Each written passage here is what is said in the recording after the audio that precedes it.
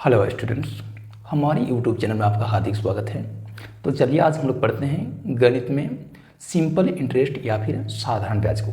ठीक है, स्कूली सिलेबस और हमारी कॉम्पिटिटिव एग्जाम ये दोनों ही प्रकार के परीक्षाओं के लिए काफ़ी उपयोगी कॉन्सेप्ट के रूप में इसे जाना जाता है कि ये साधारण ब्याज या सिंपल इंटरेस्ट क्या है।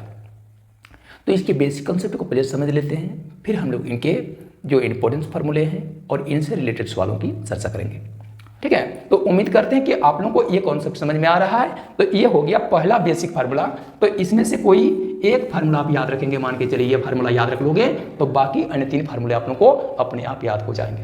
ठीक है, अब साधारण ब्याज से संबंधित दूसरा महत्वपूर्ण सूत्र कौन सा है? तो साधारण ब्याज से संबंधित जो दूसरा सूत्र है वो मिश्रधन से रिलेटेड है या फिर अमाउंट से रिलेटेड है। ठीक है, तो साधारण ब्याज की रकम में जब समय अवधि समाप्त हो जाती है तो उस स्थिति में मूल और सूद मिलाकर कुल पैसे जितने बनते हैं तो उसको हम लोग क्या कहते हैं? संबंधित कारोबार का मिश्रधन या फिर अमाउंट कहते हैं। ठीक है, तो यहाँ पर हम लोग देखेंगे मिश्रधन यानी amount. Formula number basic formula number 2 कह सकते हो, बेसिक फार्मूला नंबर 2 कह सकते हो, और वहाँ फार्मूला अगर सीरियल बनाइएगा तो वो फार्मूला नंबर 5 बन जाएगा। ठीक है, तो मिश्रधन बराबर यानी मिश्रधन को ए से निरूपित करते हैं तो मिश्रधन बराबर क्या हो जाता है? मूलधन की राशि में यानी प्रिंसिपल में जोड़ देने हैं। क्या जोड़ने हैं? साधारण ब्याज की राशि या फिर सिंपल इंटरेस्ट को जोड़ देने हैं, एसआई को जोड़ देने हैं। ठीक है, तो उस स्थिति में कुल योगफल जितना प्राप्त होगा वही कह सकते हो संबंधित कारोबार का मिश्रधन या फिर अमाउंट होगा। जैसे इसमें मौखिक रूप से हम लोग क्या किए थे? 500 रुपये की मूल रकम को जब 2% वार्षिक ब्याज की दर से 3 वर्ष के लिए उधार दिया जाता है तो क्या देखे कारोबार में मौखिक रूप से हम लोग हिसाब करके कि 3 वर्ष में 500 रुपये का जो सूद बन रहा था वो 30 रुपये बन रहा था, और मूलधन की जो राशि 500 रुपये वो तो है ही। तो इसलिए यहाँ पर 3 वर्ष के बाद टोटल पैसे कितने रिटर्न करने पड़ेंगे राम को? तो राम को जो है रिटर्न किया गया जो पैसा होगा वो क्या होगा? उसकी मूलधन की राशि 500 रुपये वो तो रिटर्न करने ही करने हैं, साथ ही साथ में उसमें ये 30 रुपये की राशि और जो है ऐड करके देने हैं, क्योंकि ये उसका इंटरेस्ट या प्रॉफिट है।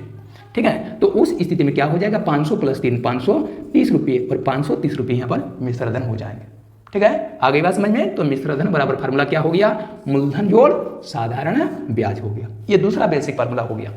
इसके बाद हम लोग इस बेसिक फार्मूला से क्या कर सकते हैं? इस बेसिक फार्मूला से और 2 फार्मूले प्राप्त कर सकते हैं। तो यहाँ हम लोग क्या देखें? मिश्रधन बराबर मूलधन जोड़ साधारण ब्याज, ये फार्मूला देखें। तो यहाँ पर जो इक्वल टू का चिन्ह है तो यह इसको एक समीकरण का रूप दे देता है। अब हम लोग क्या करेंगे? इस समीकरण को हल करेंगे। तो समीकरण को कैसे हल करेंगे? तो समीकरण में हल करते समय हम लोग जानते हैं कि LHS RHS के पदों को कभी कभी बाएं से दाहिने तो कभी दाएं से बाएं लाना पड़ता है। तो यहाँ पर देख लेंगे कि बराबर के बाएं साइड में केवल एक पद है मिश्रधन का, जबकि बराबर के दाहिने साइड में 2 पद हैं। उसमें से एक पद मूलधन का है और एक पद साधारण ब्याज का है। तो उसमें से क्या करेंगे? RHS के 2 पद में से कोई एक पद को हम लोग बाएं साइड में लाएंगे तो फिर हमको फार्मूला नंबर 2 प्राप्त हो जाएगा। इस बेसिक फार्मूला से फार्मूला नंबर 2 प्राप्त होगा। जैसे इसमें मिश्रधन की राशि है तो मिश्रधन की राशि रखेंगे। अब बराबर के दाहिने साइड में जो साधारण ब्याज नाम का जो पद है जिसका चिन्ह है प्लस में, तो वो साधारण ब्याज जिसका चिन्ह प्लस में है उसे जब बाएं साइड में ले आएंगे तो वो साधारण ब्याज का चिन्ह क्या हो जाएगा? माइनस में हो जाएगा। तो मिश्रधन माइनस हो जाएगा साधारण ब्याज, और बराबर के उस साइड में क्या हो जाएगा? मूलधन हो जाएगा। यानी यहाँ पर फार्मूला नंबर 2 इधर से हो गया क्या? कि मूलधन बराबर मिश्रधन माइनस साधारण ब्याज। मिश्रधन की राशि में साधारण ब्याज की राशि आपको माइनस करनी होगी, जो अंतर प्राप्त होगा वही समझ लेना कि दिए गए कारोबार में या इस कारोबार का क्या है? मूलधन की राशि है, प्रिंसिपल है। उतने ही पैसे उधार दिए गए थे या फिर उधार लिए गए थे। ठीक है, अब यहाँ पर फार्मूला नंबर 2 तैयार हो गए। अब फार्मूला नंबर 3 को कैसे तैयार करेंगे? तो ध्यान दोगे, यहाँ जो बेसिक फार्मूला देख रहे हो मिश्रधन बराबर मूलधन जोड़ साधारण ब्याज, इसमें आप साधारण ब्याज के पद को बाएं साइड में लाए थे, लेकिन ये तो जरूरी नहीं ना था। हम लोग अगर चाहेंगे तो मूलधन के पद को भी बाएं साइड में ला सकते हैं। तो अगर हम लोग मूलधन के पद को बाएं साइड में ले आएंगे तो उस स्थिति में हमारे पास कौन सा फार्मूला बनेगा? तो उस स्थिति में फार्मूला बन जाएगा बराबर के बाएं साइड में क्या? मिश्रधन है तो मिश्रधन, बराबर के बाएं साइड में मिश्रधन था तो मिश्रधन रहेगा। अब बराबर के दाहिने साइड में जो देख रहे हो मूलधन की राशि या पद जिसका चिन्ह प्लस में है उसे जब बाएं साइड में लाएंगे तो मूलधन की राशि का चिन्ह क्या हो जाएगा? माइनस में हो जाएगा। तो क्या हो जाएगा? मिश्रधन माइनस मूलधन, प्लस मूलधन की राशि बाएं में आएगी तो माइनस मूलधन, तो मिश्रधन माइनस मूलधन बराबर हो जाएगा क्या?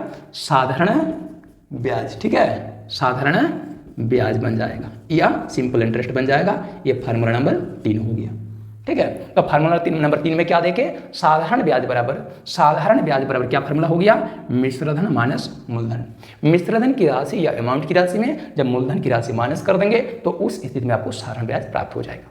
ठीक है, तो ये हो गया साधारण ब्याज से संबंधित महत्वपूर्ण सूत्र और उस सूत्र को प्राप्त करने के तरीके। अब हम लोग क्या करेंगे, जैसे यहाँ जो उदाहरण लिए थे, इस उदाहरण को अगर हम लोग समझना चाहेंगे तो इसको समझ सकते हो। इसमें अगर आपको चाहिए कि भाई साधारण ब्याज कितना होगा, सिंपल इंटरेस्ट कितना होगा, तो साधारण ब्याज या सिंपल इंटरेस्ट प्राप्त करने के लिए कौन सा फार्मूला अपनाओगे। कोई विद्यार्थी कहेंगे कि यहाँ पर सिंपल इंटरेस्ट के लिए ये फार्मूला ज्ञात कर सकते हैं, तीसरा वाला मिश्रधन माइनस मूलधन। तो मिश्रधन माइनस मूलधन, तो यहाँ तो मिश्रधन है ही नहीं आपके पास, मूलधन है, केवल मूलधन से काम चलेगा क्या, मिश्रधन और मूलधन दोनों ज्ञात होना चाहिए, तब ना ये फार्मूला सेटिंग होगा। मिश्रधन माइनस मूलधन करके साधारण ब्याज ज्ञात कर सकते हैं, लेकिन वो चीज़ जब नहीं है तो हम लोग को दूसरा रूट में चलना होगा। तो फिर फार्मूला नंबर 1 में चले जाना होगा, बेसिक फार्मूला नंबर 1 में। तो बेसिक फार्मूला नंबर 1 में साधारण ब्याज या फिर सिंपल इंटरेस्ट इक्वल टू क्या पड़े हो, मूलधन गुना ब्याज गुना मूलधन गुना दर गुना समय बटा 100। मूलधन की राशि चाहिए तो वो बिल्कुल उपलब्ध है 500 रुपये। ब्याज की दर चाहिए तो ब्याज की दर भी देखिए 2% वार्षिक उपलब्ध है। इनटू समय चाहिए तो समय भी देखिए वर्ष में उपलब्ध है। ब्याज की दर वार्षिक में, समय भी वर्ष में है। तो फिर जब तीनों की तीनों ही चीजें अब ज्ञात है तो उस स्थिति में सिंपल इंटरेस्ट इक्वल टू क्या हो जाएगा, मूलधन गुणा दर गुणा समय बट्टा 100 कर दें। तो मूलधन की राशि कितनी है, तो मूलधन की राशि यहाँ पर हो जाएगी 500 रुपये की मूलधन की राशि होगी 500 रुपये गुना ब्याज की दर कितनी होगी 2%। तो केवल 2 लिखेंगे, क्यों, क्योंकि उसके बाद जो बट्टा के रूप में 100 देख रहे हो वो प्रतिशत के बदले में आया, इसलिए केवल यहाँ 2 लिखना है। गुना समय कितना है, समय है 3 वर्ष, तो 3 वर्ष लिखने हैं और बट्टा 100 लिख देना है। इसमें काट छाट कर देने हैं, 00 यहाँ का 00 कट जाएगा। तो उस स्थिति में कितना हो जाएगा देख लेंगे।